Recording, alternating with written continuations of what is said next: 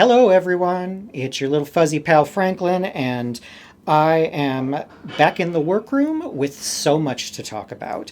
The last week or so since I checked in with you has been crazy productive. Boy, it feels good to say that. You know, those weeks don't happen all the time. When they do come along, I'm going to welcome them with open arms. So, yes, so much to show you. Not especially this. However, those of you who have been playing along at home may recognize this as just the everlasting sideways linen stitch scarf in Noro sock yarn that I have been working on for what feels like a decade, and which I will probably still be working on as my life draws to a close. So I've made peace with that. It's okay. I don't mind. I keep it on my desk. When I need a little distraction, I pick it up and do a couple of stitches. And so that's it, but there is nothing new to show you with this. It's going to look, I think it's grown a quarter inch since the last time that I saw you. So we're going to set that aside because I have something far more exciting to show you, which is my sweater. Yes, I have finished the sweater. I have finished the top-down saddle-shouldered sweater. My first saddle shoulder done in the top-down matter using a pattern that was generated over at franco.com. I am very happy. It's not to say that there couldn't have been improvements in this sweater. There's always room for improvement in anything, but I have no major gripes with my performance this time. And that also doesn't happen every day, so I'm going to welcome that with open arms too. So the main part of the sweater, the bulk of it, was done in the Traveler base from the Plucky knitter, which is lovely and cuddly and also warm, extremely warm. If you're wondering why I'm not wearing the sweater to show it to you, it's not because it doesn't fit. It's because I would unfortunately pass out on camera and possibly die of heat stroke in my office today if I were to attempt to wear this for 15 minutes in here, because it is freakishly warm in Chicago at the moment, and yet the building that contains my office has decided that today they're going to blast the heat. So I'm not wearing it, but I will put up some photographs of me with it on, and it fits. It fits. I did my gauge, I did my measurements to the best of my ability, and the pattern that Franco.com spit out for me, it fits me like it was made for me, because it is. The other yarn is, oh my goodness, see, I should have checked this before I started working with this. It's French.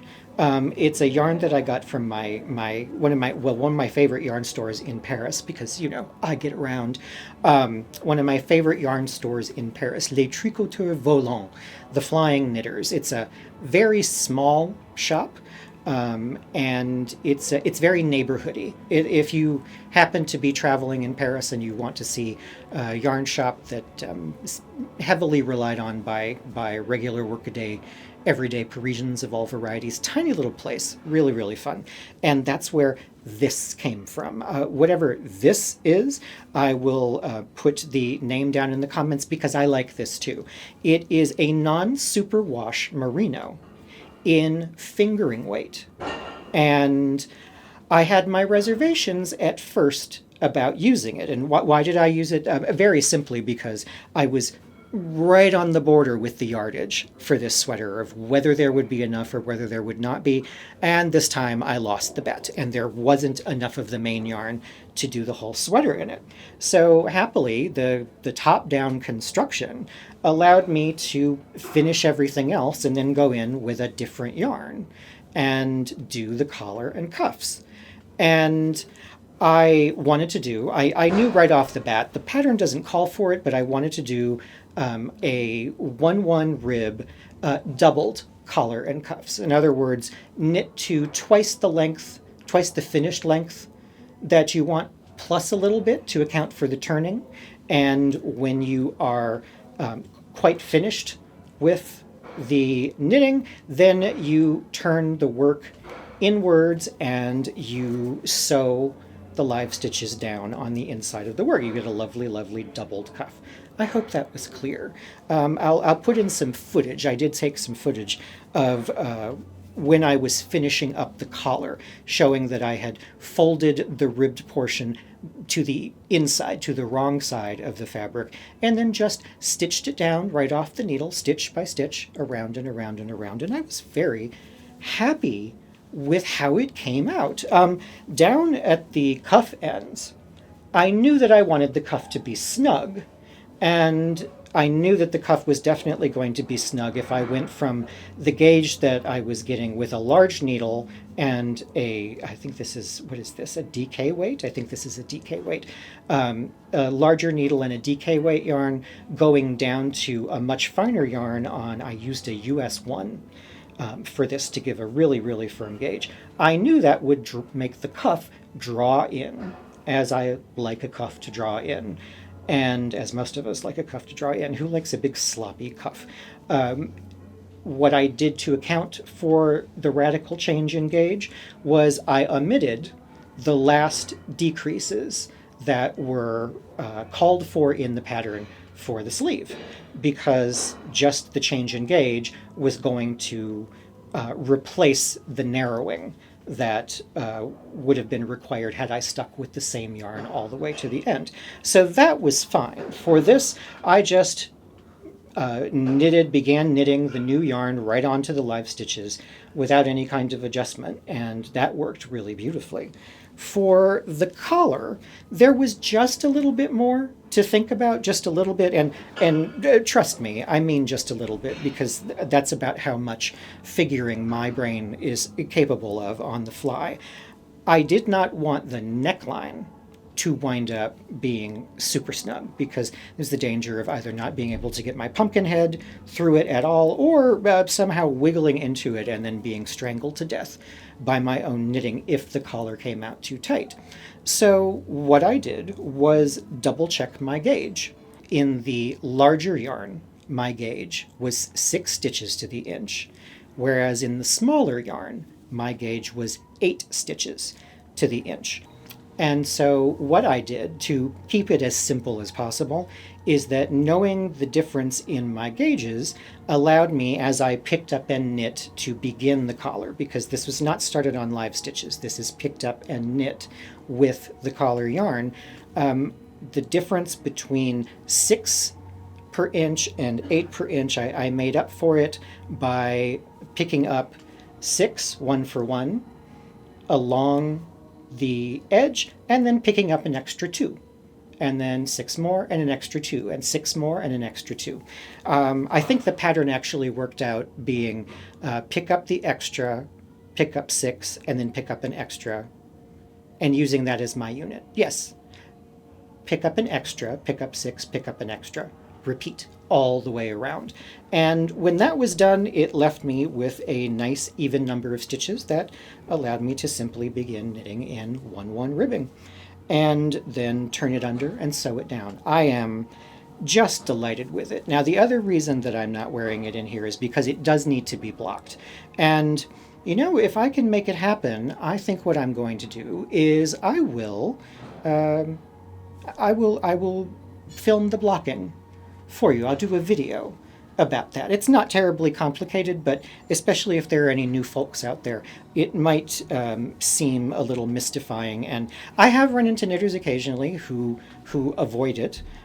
So I will show you how it works. Blocking is a final wet finish to not only clean the garment, but to work it into its final shaping, into its final desired shaping. So that's the last thing that remains to be done with this.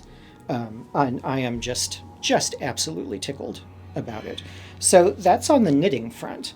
Now, there also has been sewing this week, and here in the workroom I have an antique Singer treadle sewing machine, which is new to me and was a very generous gift, and which I have spent a little time tinkering with it and getting it back into running order. Now that it's running again, it sews like a dream. I'm absolutely delighted with it. And I am relatively new to sewing on machines, and so I'm always looking for projects that will be skill builders for me.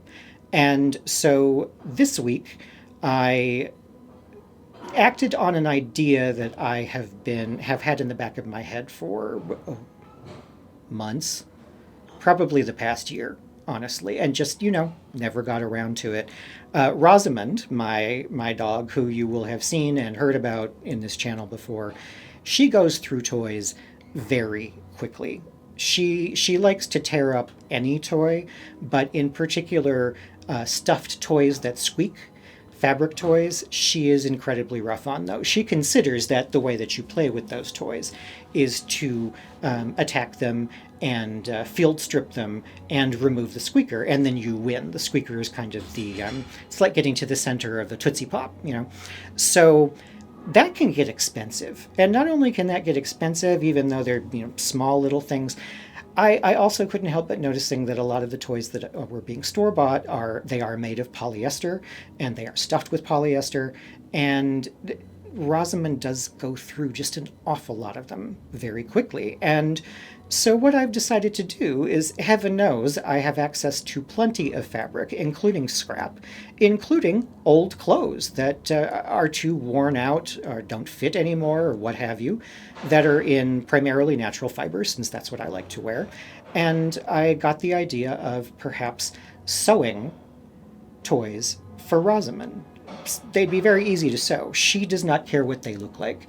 Most often when I buy them at the store, they're in the shape of something seasonal. Rosamond really has never paid attention to what the shape is. I mean, she's never given me the bark that says, oh boy, it's shaped like a hot dog, or oh boy, it's shaped like a Christmas tree, or oh boy, it's shaped like a jack-o'-lantern. She just wants to rip the thing up. So I thought, well, that's no problem. I can use the scraps to sew up shapes. And so far as is possible, I can reuse the squeakers and reuse the polyfill. And it's not perfect. It won't eliminate the carbon footprint of Rosamond having squeaky toys to play with, but it will cut it down. And I like to think about this with the little drops of water, little grains of sand approach. To ecology, that if everyone does a little bit, then it's got to add up somehow, right? It's got to add up somehow. And if nothing else, I'll save a little bit of money, because even the cheapest toys get expensive when you are replacing them, as often as I have been. So I wasn't sure whether Rosamond would be into this idea. So while my Patreon patrons hung out in a live stream from the workroom, I sewed up a test toy and took it home, and here is some footage of Rosamond reacting to her homemade squeaky toy.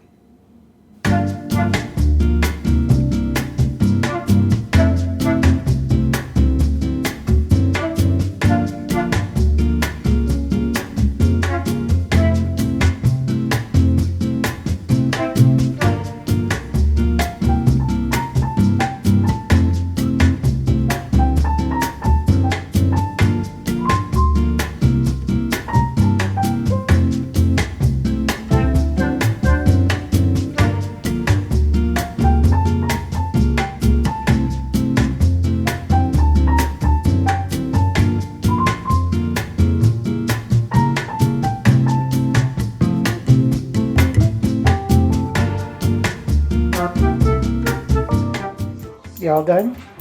Did you enjoy that? Do you have any words to share with your fans? So I'm going to call that a success. I think that qualifies as a success. Aside from the fact that I forgot to turn on the focus when I took that video. That's a pity. I should be better at that by now, don't you think? So that has happened today. So I will now become a sort of little toy factory of one to keep my dog supplied. Not that she's spoiled or anything. So there's that. And then the funniest thing, and this is very odd, and this has just happened. I mean, within the past couple of hours. Someone abandoned an orphan on my doorstep. Not an orphan child, but an orphaned sewing machine.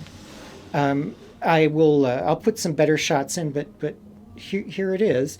I've looked it up, and it is a Singer 28K hand crank machine that, according to the serial number, was made in 1910.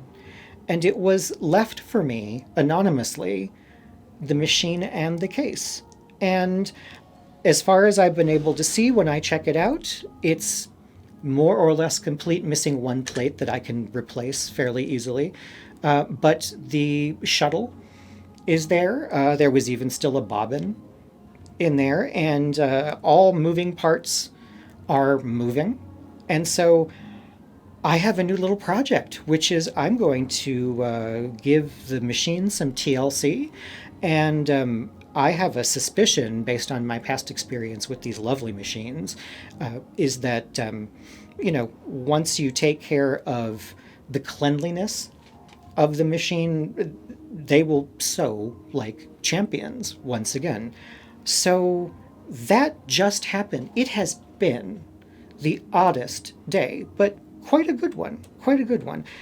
If you're out there, whoever it is that left the machine for me, I just publicly like to say thank you. I don't know who you are. If you would like to be in touch with me, please do, so I can at least write you a thank you note or something. But thank you. It's found a good home, this machine, and I look forward to getting to know it and getting it all polished up, and I'll show you all how it's going with the little machine. I just, because you can never have too many sewing machines, right? Or can you? Let's try it and see. All right? Till next week, thanks for tuning in. See you again soon. Thank you for watching. If you've enjoyed this video, please consider subscribing to my channel so you'll be the first to know about future episodes. Click like or leave me a comment to let me know your thoughts. And if you really, really liked what you saw, check out my Patreon campaign, where my patrons enjoy exclusive access to downloads, live streams, and other bonus material every week.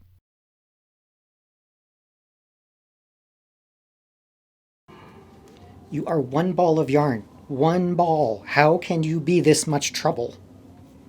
Ugh.